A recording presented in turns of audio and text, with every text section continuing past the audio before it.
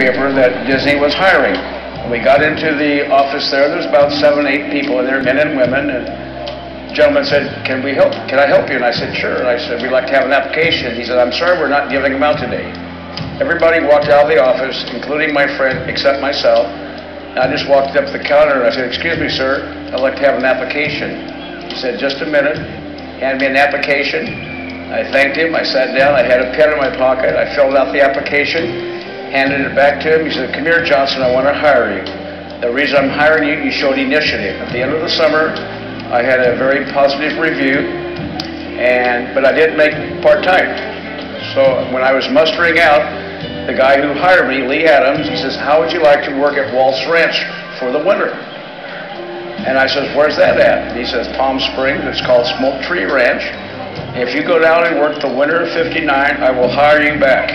At the ranch, I met Roy and Walt and the families, Ron Miller. And during my time down there, I played some dominoes with Walt.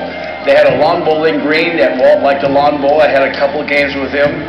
I played some tennis with Ron Miller. At my 25th anniversary, Ron Miller was still with the company, and the cocktail hour, we walked up, and as I walked up, Ron looked at me and says, "You look familiar." And I said, "Ron, you and I used to play tennis at Smoke Tree." He said, "Rich Johnson?" One particular morning, I was over in Fantasyland, and Walt was up at Casey Jr. Dock, and I walked in, and pretty soon he looked up in the distance, and I said, "Here come some supervisors." And he said, "Where can I go?" And I said, "Go in the booth."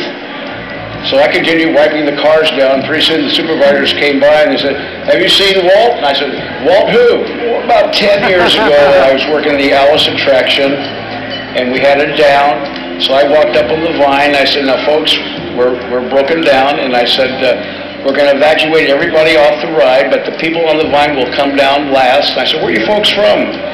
They said, "Utah." I said, "Did you think about bringing me a 1-pan can of Vernal honey this trip?" About a month later, I'm working in Tomorrowland Utopia, and somebody says, "There's somebody looking for you." So I go up the steps, and there's the dad and the little boy had a paper bag, and there was a 1-pan can of Vernal honey from Utah. Well, I've always enjoyed working with the people, and we're coming in contact with people from all over the globe. And like I said, I've had the opportunity of working all over the park on almost all the rides. I've met a lot of nice people. It's been a good ride. Ladies and gentlemen, please welcome back Tom Stacks and our good friend Mickey Mouse to join George as we congratulate tonight's honoree with an extraordinary 50 years of service, Rich Johnson!